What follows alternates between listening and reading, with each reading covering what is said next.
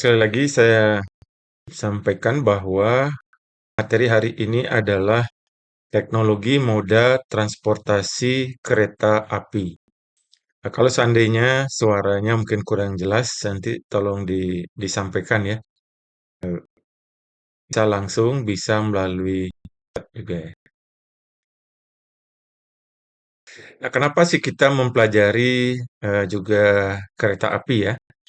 Nanti akan secara lebih detail dibahas di mata kuliah Sistem Transportasi Publik dan Jalan Rel. Jadi sudah mulai ada rencana pembangunan kereta api Bali. Pernah diwacanakan kereta api keliling Bali dan sebagainya.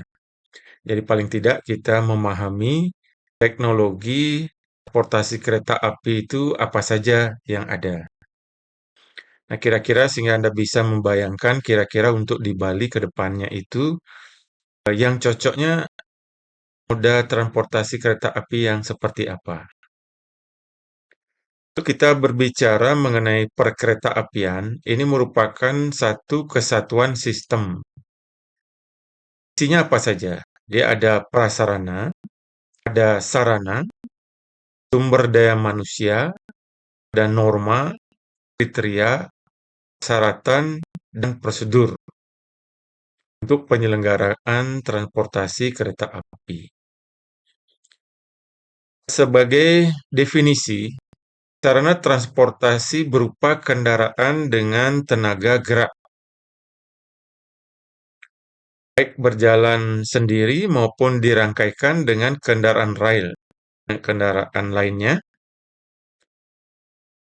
yang akan ataupun sedang bergerak di rel. Jadi kereta api ini secara umum sesuai definisi ini bergeraknya di rel.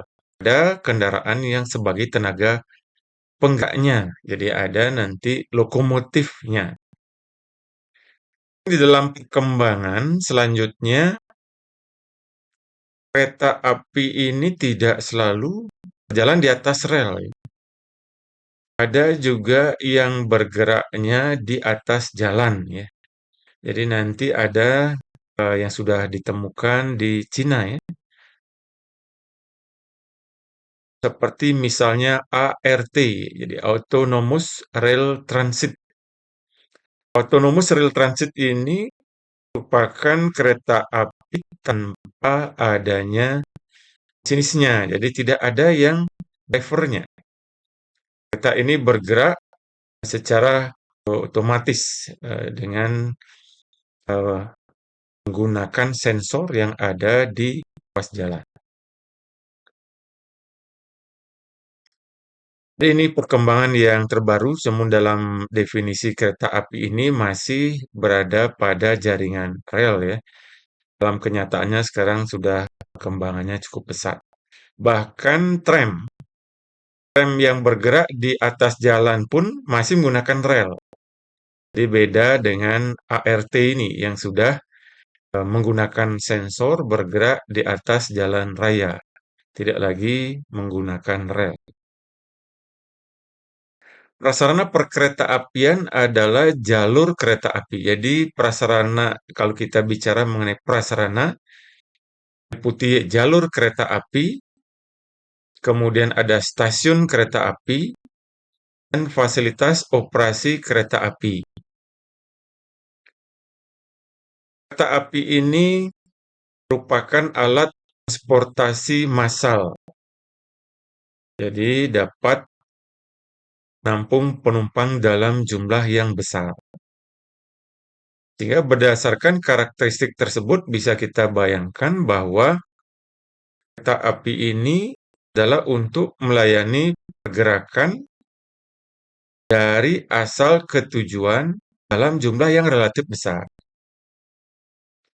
Ya, ketika kita membayangkan kereta api ini di Bali misalnya, bagaimana kemudian pola pergerakan masyarakat yang bersifat massal dari asal mana ke tujuan yang mana? Nah, ini yang sedikit agak menyulitkan pengembangan kereta api Bali karena pergerakan dari masyarakat cenderung juga tidak bersifat massal dari satu asal ke satu tujuan yang sama. Berbeda halnya dengan konsep pengembangan kereta api di negara barat yang sudah diintegrasikan dengan tata ruang. Ketika mereka mengembangkan kereta api, mereka sudah memikirkan bahwa penanganan kereta api ini untuk angkutan yang bersifat massal. Sehingga apa yang mereka lakukan dalam tata ruang adalah mengalokasikan yang namanya Central Business District (CBD). Jadi Central Business District ini merupakan pusat tarikan perjalanan yang sangat besar. Kemudian lokasi dari asal perjalanan itu menjari ke arah luar dan kemudian dilayani menuju ke pusat CBD. Ini kemudian yang masalah untuk di Bali. CBD kita di mana? CBD kita masih dalam kepadatan yang rendah dan sifatnya sebar. Ini menyulitkan untuk layanan moda transportasi yang bersifat massal. Jadi kereta api ini memiliki kendaraan yang berfungsi sebagai tenaga penggerak yang disebut sebagai lokomotif. Jadi yang rodanya itu bisa bergerak, berputar. Sedangkan yang di belakang lokomotif ini hanya rangkaian. Jadi posisi lokomotif ini umumnya di depan, ya. Jadi bisa di depan, bisa di belakang, mendorong, bisa menarik. Kemudian di belakangnya lokomotif akan ada rangkaian kereta atau gerbong.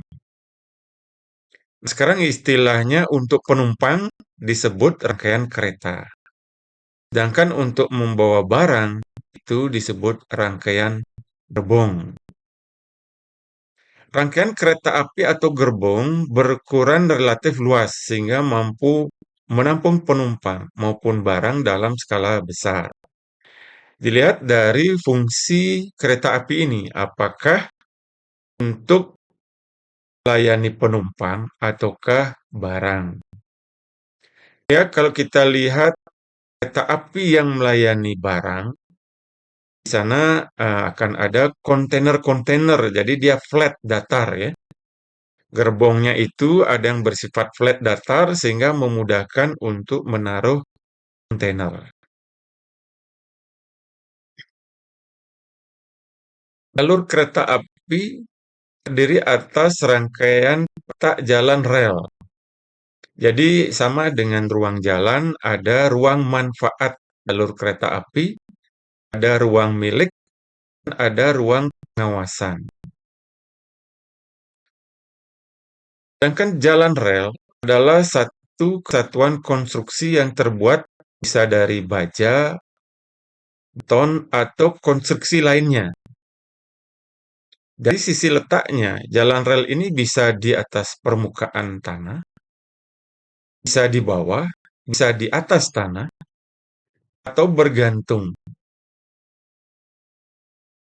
Nanti kita akan bahas ya jenis-jenis kereta api dari segi letaknya, posisi.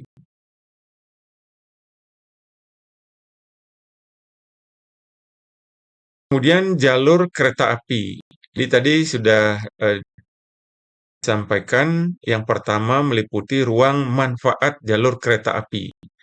Ini identik dengan ruang manfaat jalan. Jadi ruang jalur kereta api, ruang yang dimanfaatkan untuk jalur kereta api. Terdiri atas jalan rel dan bidang tanah di kiri kanan jalan rel, beserta ruang di kiri kanan, atas, dan bawah untuk konstruksi jalan rel. Penempatan fasilitas operasi kereta api serta bangunan pelengkap lainnya. Jadi kalau di bawah Anda sudah tahu ya, ada konstruksi jaringan jalan relnya, ada perkerasannya. Kemudian di atas itu ada nantinya jalur-jalur kabel atau kawat listrik untuk kereta api listrik ya, KRL, kereta rel listrik. Kemudian di kiri kanannya ada ruang untuk keamanan kereta api, termasuk juga ada stasiun-stasiun. Itu adalah ruang yang dimanfaatkan. Sedangkan ruang milik jalur kereta api ini merupakan ROW-nya, right of way-nya kalau di jalan ya. Nah, jadi ini merupakan jalur lahan milik jalur kereta api yang sudah disertifikatkan. Jadi bidang tanah di kiri kanan ruang manfaat yang digunakan untuk pengamanan konstruksi jalan raya. Misalnya, di jalur jalan rel ini dibebaskan lahannya selebar 12 meter untuk pergerakan dua arah. Jadi 12 meter ini merupakan ruang milik jalur kereta api.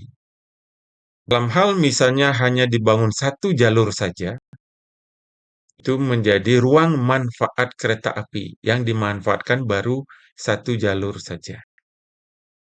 Misalnya ruang pengawasan jalur kereta api, yang hampir sama dengan ruang pengawasan jalan untuk keamanan di bidang kiri dan kanan dari ruang milik jalur kereta api.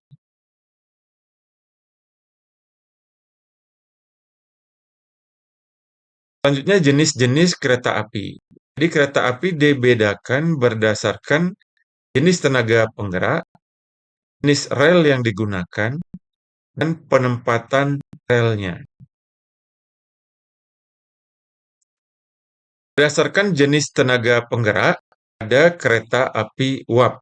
Jadi kereta api uap ini digerakkan dengan uap air yang dihasilkan dari ketel uap, dipanaskan dengan kayu bakar, batu bara, ataupun minyak bakar. Jadi kalau Anda pernah nonton film-film koboi ya, itu zaman dulu kereta apinya adalah kereta api uap. Biasanya menggunakan batu bara. Selanjutnya ada jenis kereta api diesel. Jenis kereta api diesel ini dibagi dua. Yang pertama lokomotifnya diesel. Jadi hanya lokomotifnya diesel ya. Jenis lokomotif mesinnya adalah mesin diesel. Bahan bakarnya adalah dari solar. Nah, jenis kereta api diesel ini terdiri dari dua jenis, kereta api diesel hidrolik dan kereta api diesel elektrik. Selanjutnya kereta rel diesel. Jadi di sini keretanya, yang tadi adalah lokomotifnya. Keretanya yang dilengkapi dengan mesin diesel yang dipasang di bawah kabin. Jadi ini mirip dengan lokomotif diesel dapat dijalankan dengan kopling hidrolik maupun dengan diesel elektrik. Selanjutnya berdasarkan tenaga penggeraknya, ada KRL, kereta rel listrik. Merupakan kereta rel bergerak dengan sistem propulsi motor listrik. Kereta rel listrik berbeda dengan lokomotif listrik. Jadi nanti Anda ingat lokomotif itu yang memiliki tenaga geraknya, sedangkan keretanya itu hanya dia menempel ya, rangkaikan. Jadi kereta rel listrik berbeda dengan lokomotif listrik. Contohnya ada kereta api daya magnet, sering disingkat dengan maglev, ya. Magnetic levitation, di mana sistemnya kereta itu diangkat menggunakan medan magnet, kemudian didorong juga dengan medan magnet. Ini menjadi kecepatannya bisa tinggi. Jadi ini ilustrasi dari jenis kereta api berdasarkan tenaga penggeraknya. Di sebelah kiri atas ini adalah kereta api uap. Jadi kita lihat di sana akan ada asapnya. Kemudian kereta api diesel. Jadi kereta api diesel ini sudah tidak mengeluarkan asap lagi. Bedanya dengan kereta rel listrik, di atas kereta rel listrik kita lihat adalah ada jaringan kabel-kabel listriknya. Sedangkan pada kereta api diesel di atasnya bersih seperti ini. Kemudian ada kereta api maglev. Jadi ini menggunakan medan magnet.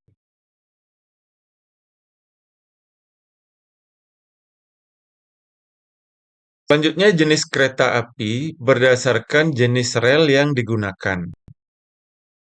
Yang pertama adalah kereta api rel konvensional. Apa maksudnya rel konvensional? Jadi rel konvensional ini terdiri dari dua batang besi yang diletakkan di atas bantalan. Itu rel konvensional. Di daerah tertentu memiliki ketinggian yang curam. Jadi misalkan ada jalur kereta api dari Mengwitani ke Singaraja. Ini tentu jalurnya akan curam.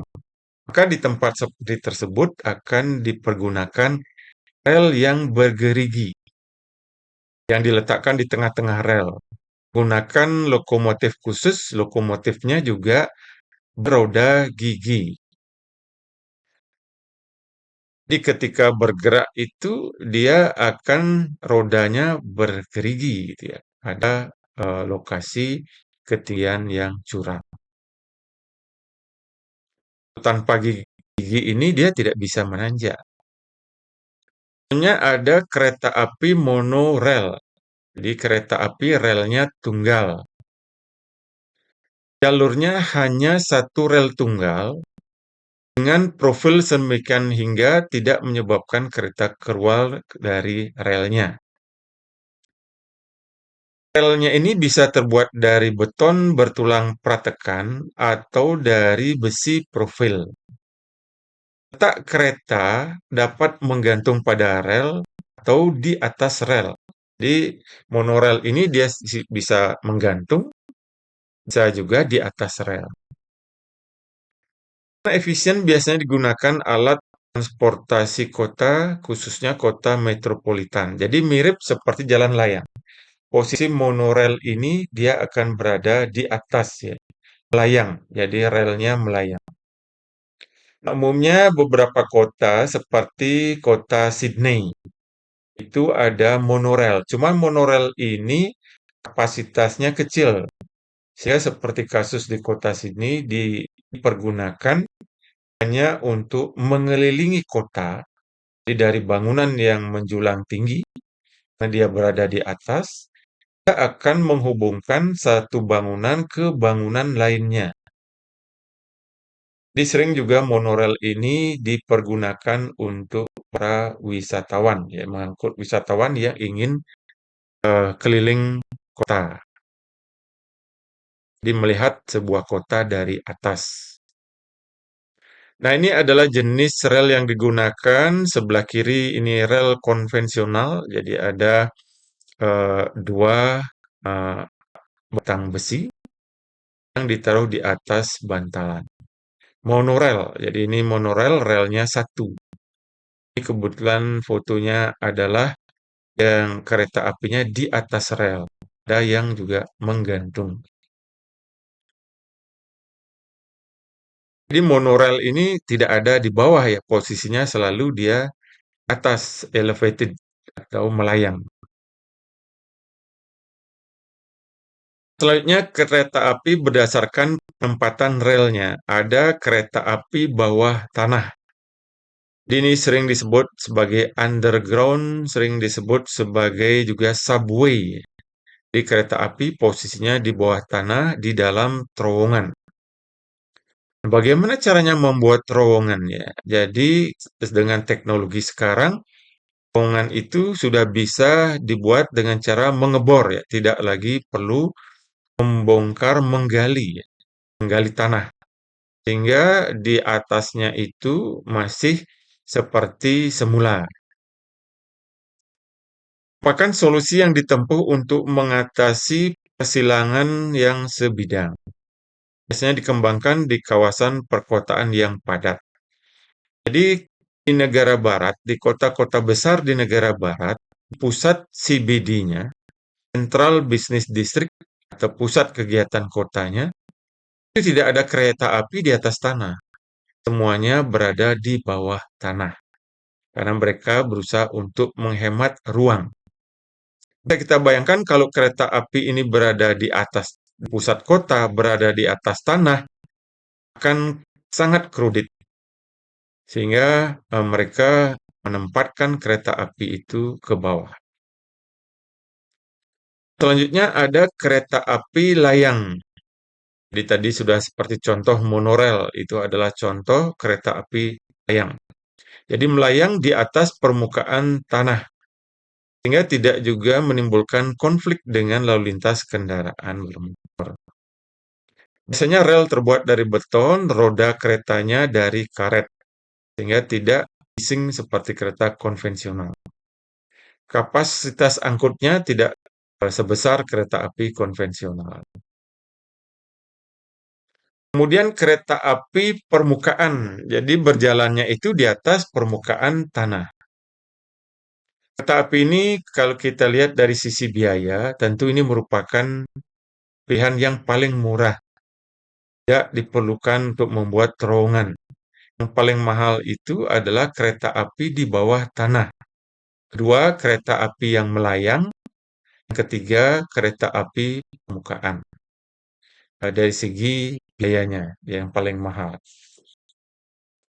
Karena banyak persilangan sebidang dengan jalan raya, ini yang sering mengakibatkan adanya kecelakaan lalu lintas. Sehingga idealnya kereta api, walaupun dia di atas permukaan, ketika bertemu dengan jalan raya, idealnya dibuat tidak sebidang. Jadi permasalahan yang sering timbul, yang kita sering dengar, adanya tabrakan antara kereta api dengan kendaraan yang menyeberang dari jalur rel kereta api.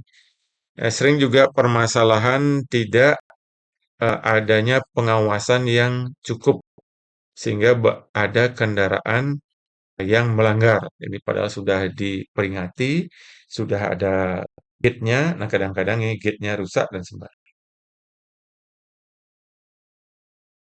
Jadi ini adalah jenis-jenis kereta api berdasarkan penempatan relnya, ada subway. Jadi di bawah tanah itu kalau di negara barat sampai 5 tingkat ke bawah ya. Nah, ini yang di sebelah di tengah elevated railway, jadi dia melayang seperti monorail, LRT, light rail transit itu juga melayang. Kalau MRT biasanya dia surface railway, jadi di atas tanah, mass rapid transit.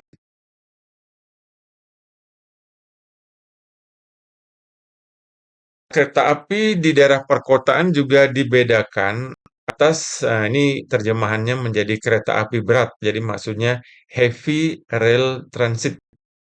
Sering disebut juga Mass Rapid Transit MRT ya.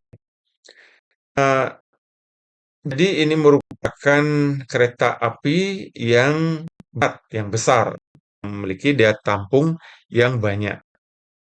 Sering juga disebut istilah underground subway, tube, elevated, atau metro. Angkutan kereta api berjalan di lintasan yang dipisah dari lintas lainnya. Kecepatan maksimumnya bisa 100 km per jam, sedangkan kecepatan perjalanannya sekitar 25 sampai 30 km per jam. Jadi semakin banyak berhenti, semakin banyak ada stasiunnya, maka kecepatan perjalanannya semakin rendah.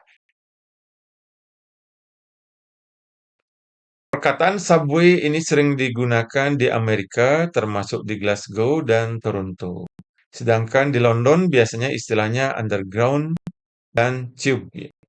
Jerman istilahnya U-Bahn, berasal dari kata underground, yang berarti jalan bawah tanah. Sedangkan di Asia seperti Taipei, Singapura, kemudian di Jakarta termasuk disebut MRT yang merupakan singkatan dari Mass Rapid Transit. Ini kereta berat atau heavy rail yang mengangkut penumpang dalam jumlah besar. Selain kereta api berat, ada juga kereta api ringan. Jadi kereta api ringan dikenal sebagai LRT, Light Rail Transit. Nah, kalau Anda membaca di media massa, sekarang sedang ada wacana pembangunan LRT dari bandara menuju ke arah sentral parkir Kute. Ini sudah dilakukan kajian-kajian kelayakan seperti oleh Korea dan lainnya. Ini tahun 2023 akan ada kajian kelayakan lagi untuk LRT tersebut. Jadi bisa Anda bayangkan kira-kira kalau ada LRT, ya Anda sekarang mulai terbayang ya, bedanya MRT dengan LRT. Kenapa kita tidak membuat MRT di Kota Denpasar atau di Bali? Karena MRT ini adalah untuk mass transit, jadi penumpang dalam jumlah besar, sehingga diperlukan ruang yang cukup lebar. Karena penumpangnya juga tidak terlalu banyak, maka yang diusulkan LRT, Light Rail Transit, lebih kecil dari MRT. Nah, Anda bayangkan kira-kira kalau dibangun LRT dari Bandar Udara Ngurah Rai ke Sentral Parkir Kuta, itu lewat LRT-nya di mana? Jadi ada dua pilihan LRT-nya, lewat bawah, underground, atau lewat atas. Kalau dia di atas tanah itu di mana? Sudah tidak memungkinkan lagi dengan padatnya tata guna lahan dari bandara menuju ke sentral parkir Kuta. Sehingga pilihannya apakah underground di bawah tanah ataukah di atas. Kalau di atas melayang, menemui kendala sosial budaya Bali, mana masyarakat masih belum mengizinkan adanya bangunan yang melayang, infrastruktur yang bersifat melayang.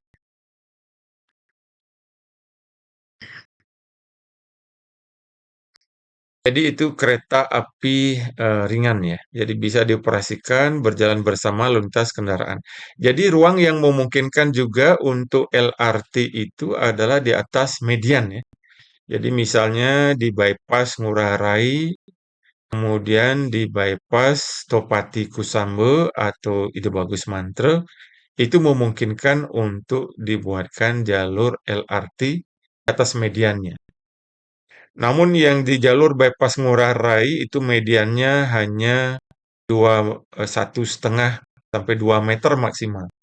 Sehingga itu relatif kecil ya kalau dipakai untuk tempat pondasi atau tiang-tiang dari LRT.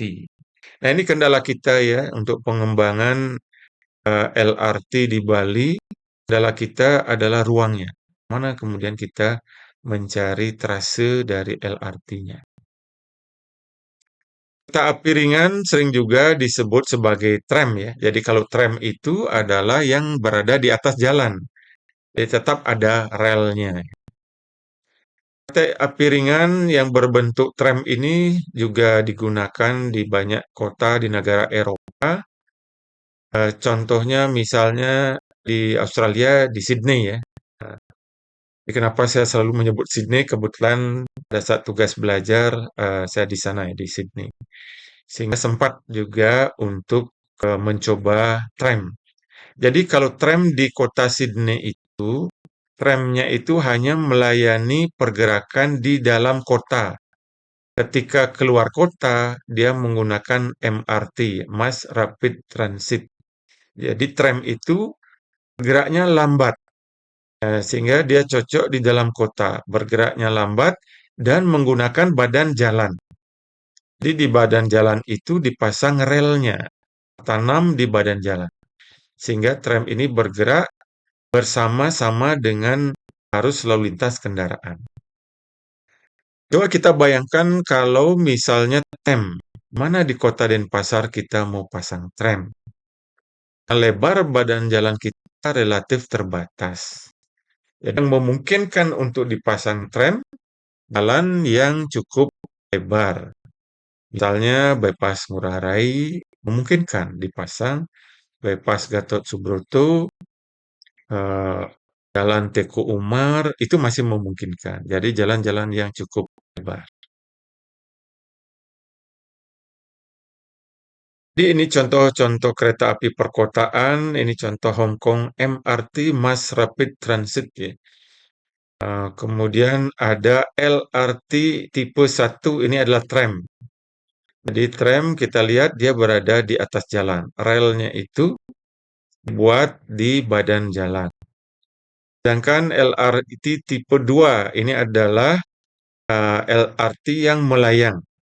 Contoh yang ada di Indonesia, selain di Jakarta, itu ada di Palembang. Jadi Palembang sudah membuat LRT dulu adalah untuk pelayanan dari SEA Games ya.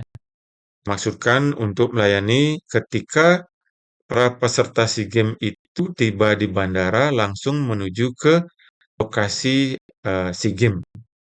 Sehingga waktu itu kemudian dibangun LRT Palembang. Nah, kita belajar dari LRT Palembang, apa yang terjadi setelah SEA Games adalah minimnya penumpang. Di penumpangnya sedikit. Nah, ini selalu menjadi kendala dalam pembangunan infrastruktur. Itulah sebabnya maka pembangunan infrastruktur itu harus didahului dengan studi kelayakan. Jadi studi kelayakan baik secara finansial maupun secara ekonomi.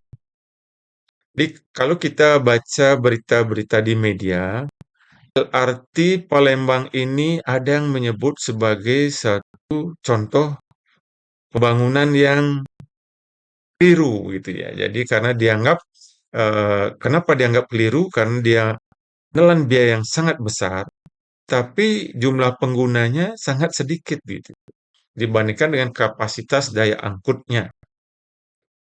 Hingga apa yang dilakukan untuk meningkatkan jumlah penumpang di daerah stasiun-stasiun LRT itu dikembangkan sebagai kawasan transit oriented development. Jadi merupakan kawasan TOD. Kawasan TOD ini merupakan kawasan dengan tata guna lahan campuran. Harapannya supaya banyak orang yang menuju ke kawasan TOD ini menggunakan LRT sehingga menambah jumlah penumpang LRT tersebut. Ini juga kira-kira akan kita alami di Bali kalau kita membuat LRT. Biaya membangunnya itu bisa mendapatkan pendanaan ya dari negara-negara donor seperti MCC di Amerika, tapi kemudian bagaimana dengan maintenance dan operasionalnya? Jadi ini yang selalu kendara. Siapa kemudian yang membiayai maintenance dan operasional ketika dari jumlah penumpang tidak memadai untuk membayar tiket, untuk membayar kembali biaya investasi? Lalu siapa yang menanggung, mensubsidinya? Nah, untuk di Palembang, yang mensubsidi sekarang ini masih perintah pusat. Daerah tidak mampu, menyerah ya. Cuma kalau ada LRT di Bali, kalau biaya maintenance dan operasional diserahkan kepada pemerintah Provinsi Bali, dengan APBD yang kita miliki, kita menyerah juga, tidak sanggup untuk membiayai. Kebutuhan prasarana untuk jalur kereta api. Jadi ini contoh kebutuhan lebar badan jalan rel. Ada dua tipe yang saat ini berlaku di Indonesia. Ada yang rel 1067 mm, ada rel 1135 mm. Ini tentunya untuk memudahkan memindahkan kereta api suatu saat ya kalau ternyata jalur kereta api itu tidak ada peminatnya. Nah, inilah kesulitannya membangun jalur kereta api. Beda dengan bus ya, misalnya bus Trans Serbagita, Transmetro Dewata, terus sepi penumpangnya, dicoba dipindahkan jalurnya. Tapi kereta api kalau sepi penumpangnya, memindahkan jalan relnya itu biayanya sangat besar. Samping itu juga kalau relnya itu berbeda, tentu lebar daripada sarana kereta apinya juga berbeda. Sehingga sulit dipindah-pindahkan dari satu rel lainnya kalau tipe relnya berbeda. Sehingga diupayakan kereta api itu menggunakan tipe rel yang sama ya untuk di seluruh Indonesia sehingga bisa nanti dipindah-pindahkan. Jadi kalau kita lihat kecepatan maksimum desainnya, jadi sampai bisa 120 kilometer per jam, dari 80 sampai 120 kilometer per jam. Rel ada yang at grade, ada yang elevated. Di at grade ini ada yang rel tunggal, ada yang rel ganda. Rel tunggal ini kalau dia berjalannya satu arah. Rel ganda kalau dia bergeraknya dua arah. Jadi kalau rel tunggal ini mungkin dengan pembebasan lahan 9 meter itu sudah cukup ya. Di mana lebar yang diperlukan 6 meter. Sedangkan untuk rel ganda, ya dia harus dua kali lipatnya. Selanjutnya, di sebelah kanan adalah yang elevated. Jadi dia berada di atas infrastruktur, misalnya kolom-kolom beton. Ya. Ini penampang rel tunggal satu arah dan rel ganda untuk pergerakan dua arah. Selanjutnya, berdasarkan Permen Hub M60 tahun 2016, ada kelas jalan rel kereta api. Misalnya untuk yang lebarnya 1067 mm, kelas jalan kelas 2, itu spesifikasinya seperti apa? Jadi supaya Anda ada bayangan ya sedikit ya. Daya angkutnya bisa 10 juta sampai 20 juta ton per tahun. Kecepatan maksimalnya 110 km per jam. Tipe relnya 5 per R50. Bantalannya bisa beton, bisa kayu. Rak sumbu antar bantalan 60 cm. Bis penambat elastis ganda, bal balasnya 30 cm, lebar bahu balasnya 50 cm. Jadi supaya sekitar Anda ada bayangan ya, kira-kira untuk satu jenis kelas rel kelas 2 itu seperti apa eh, kriteria desain yang dibutuhkan. Dari segi persyaratan ruang, jadi dari ruang manfaat jalan, ini penampang melintang termasuk lebar saluran, itu mencapai 9,5 meter. Bila berada di dua sisi, maka lebar penampangnya mencapai 12 meter. Untuk ruang milik jalan, lebar ruang milik jalan 6 meter. Sedangkan ruang pengawasan jalan umumnya adalah 9 meter. Jadi ini pengalokasian ruang untuk pengoperasian, lintas bebas, emplasement, kemudian jembatan. Apa itu emplasement? Kita akan pelajari berikutnya. Ini adalah persyaratan teoritis dari penampang melintang jalur rel kereta api. Ini sudah ada ukuran-ukurannya untuk jalan kelas 1, kelas 2, kelas 3, sampai kelas 5. Jadi yang diilustrasikan tadi adalah jalan yang kelas 2.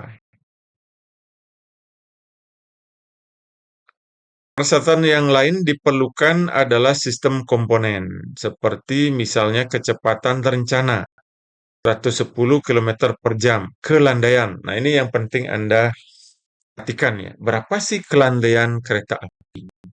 Landai maksimumnya itu adalah 1%. Ini luar biasa ya. Relatif datar ya. Atau 10 per mil. Sama dengan 1%. 1/100. 10 per 1000 ya. 10 per mil. Jadi bagaimana cara kita untuk membuat jalan rel dari Menguitani ke Singaraja supaya kemiringannya 1%. Untuk ruas jalan saja sekarang sudah di daerah Bedugul kemiringannya lebih dari 5% ya sampai 10%. Karena kesulitan mencari trase jalan. Jadi kalaupun misalnya dibuatkan jalur kereta api dari Menguitani ke Singaraja misalnya, itu akan memerlukan jembatan-jembatan untuk membuat kemiringan 1% tersebut.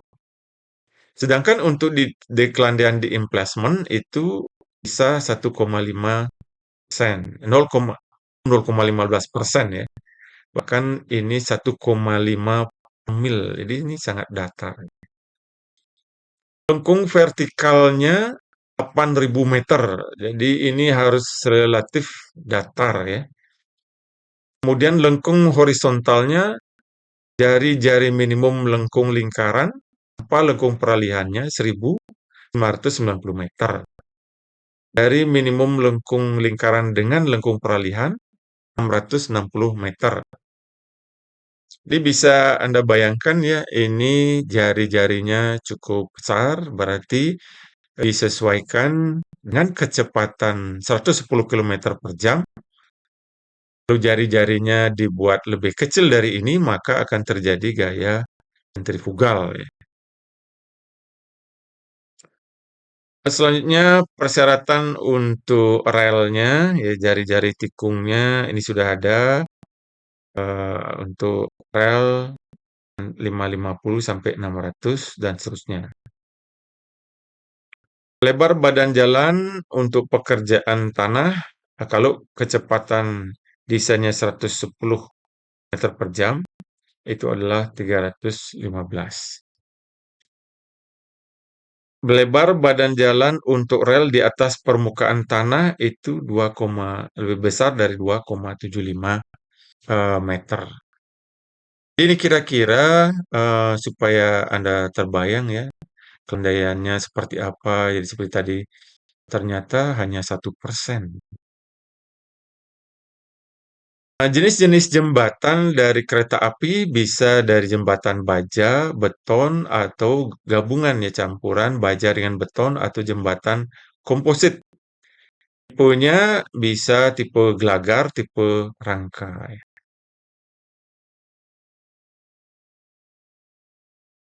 Kemudian untuk prasarana stasiun kereta api, persyaratannya adalah dari sisi keselamatan, keamanan, kenyamanan, naik turun penumpang, melayani penyandang cacat, fasilitas kesehatan, kemudian fasilitas umum, pembuangan sampah, fasilitas informasi.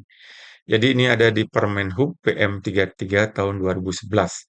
Jadi fasilitas apa saja yang harus tersedia di stasiun penumpang, masuk adanya stasiun pengisian BBM ya, untuk yang diesel. Contoh ilustrasi rencana kereta api yang pernah dikaji lintas Mengitani Singaraja. Untuk lintas Mengitani Singaraja, kereta apinya itu kereta api antar kota, jadi bukan kereta api perkotaan. Sehingga nanti dari pemilihan jenis kereta apinya juga akan berbeda. Untuk kereta api, misalnya pemilihan modanya, rem, otomatis dia bukan tidak cocok untuk jalan antar kota. Tram cocoknya untuk perkotaan. Monorail juga cocoknya untuk kota, tidak cocok untuk luar kota. Untuk kereta api antar kota itu cenderung yang bersifat asal, ya. Jadi bisa nantinya MRT atau LRT. Kemudian yang direncanakan menggunakan rel konvensional berarti ada dua baja yang sejajar. Kemudian penempatan rel di atas permukaan tanah, tenaga penggeraknya adalah diesel. Jadi lokomotifnya adalah lokomotif bermesin diesel. Ini yang direncanakan. Nah, untuk merencanakan jalur kereta api di Provinsi Bali, pertama yang perlu dikaji itu adalah desain line penumpang. Jadi asal garis, asal tujuan ya. Line itu garis, jadi maksudnya ini garis asal tujuan penumpang. Jadi ini adalah untuk memetakan potensi demand penggunanya. Kira-kira kalau ada kereta api dari Denpasar ke Singaraja, berapa banyak kira-kira yang menggunakan? Ini dipetakan dengan desain line penumpang ini. Ini contoh dari peta rencana induk kereta apian daerah RIPDA ya. Rencana induk perkeretaan daerah Provinsi Bali, RIPDA Provinsi Bali. Jadi direncanakan adanya kereta api keliling Bali. Di Bali ini pulau kecil. Bagaimana caranya supaya wisatawan masyarakat yang ingin berkeliling Bali tidak perlu naik kendaraan pribadi. Jadi dirancang adanya kereta api keliling Bali. Kemudian ada juga koneksi ke arah utara selatan. Jadi koneksi ke arah utara selatan ini bisa melalui jalur Pupuan, bisa melalui jalur Bedugul. Nah, inilah yang kemudian yang tadi saya sampaikan, bagaimana membuat trase 1% untuk jalur Denpasar Bedugul. Itu akan diperlukan banyak sekali jembatan dan diperlukan adanya terowongan. Ketika melalui bukit, terowongan, masuk terowongan. Ketika melalui lembah, ya harus ada jembatan. Kemudian tentu ini hanya merupakan indikasi garisnya. Tidak harus garisnya di sini, tetapi harus dicari mana merupakan jalur yang paling datar yang menghubungkan utara selatan. Nah, ini yang kereta api perkotaan ini yang berada di wilayah Sarbagita. Keluar dari Sarbagita itu kereta api luar kota, antar kota. Berikut ini rancangan stasiun, jadi diupayakan seminimal mungkin adanya stasiun hanya 3 stasiun, karena kalau banyak stasiunnya, itu menyebabkan waktu tempuhnya juga menjadi rendah ya, waktu tempuhnya lebih tinggi ya. Atau data teknis kereta api yang akan dibuat, panjangnya dari Mengwitani ke stasiun Sukesade. Jadi Sukesade ini adalah terminal yang ada di Singaraja. Itu panjangnya 57,458 km. Kecepatan lokomotif sekitar 80 km per jam. Kapasitas gerbong kereta api ekonomi untuk menampung 80 orang. Kapasitas gerbong kereta api bisnis untuk menampung 64 orang. Jam operasionalnya yang dirancang 16 jam dalam sehari. Sedangkan hari operasional dalam 1 tahun 330 hari. Itu berhenti di stasiun yang diperlukan dibatasi 5 menit. Kebutuhan rangkaian gerbong kereta, jadi ada 1 lokomotif yang ada mesin penggerak dieselnya, 1 kereta makan, kemudian 12 gerbong kereta bisnis dan ekonomi. Waktu tempuh diperkirakan dari stasiun Muitani sampai di stasiun Bedugul 19 menit. Dari stasiun Bedugul ke stasiun Sukesade 43 menit.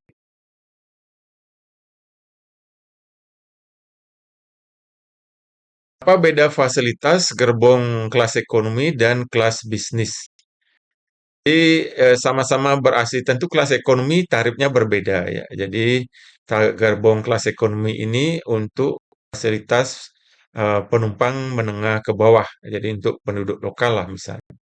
Sedangkan gerbong kelas bisnis ini untuk wisatawan dan yang menengah ke atas.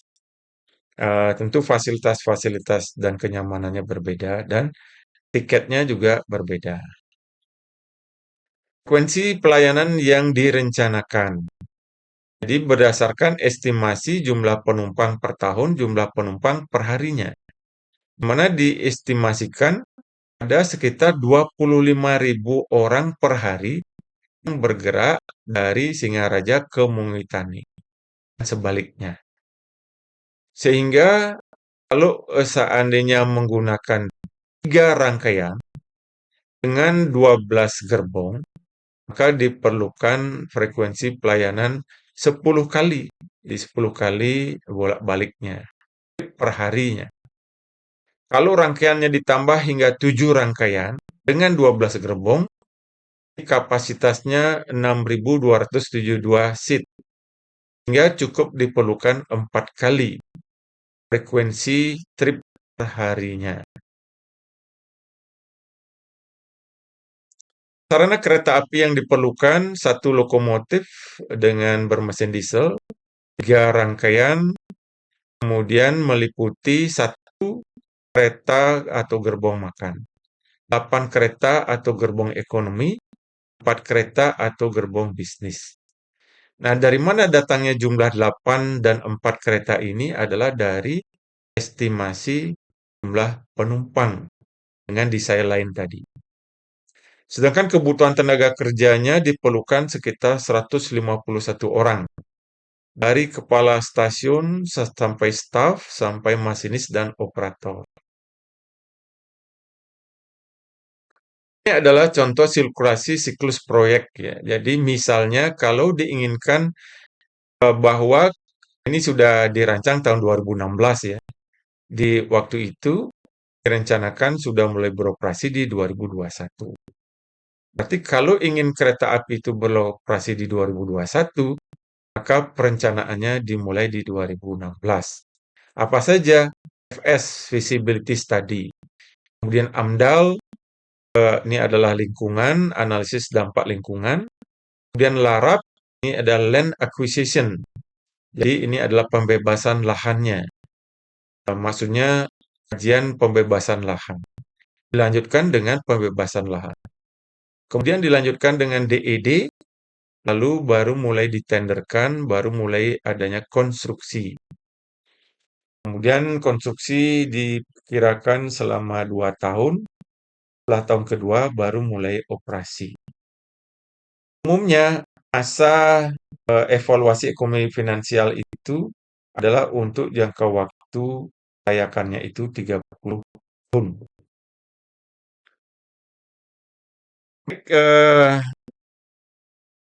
Kira ini adalah materi yang terakhir, jadi demikian materi tentang teknologi transportasi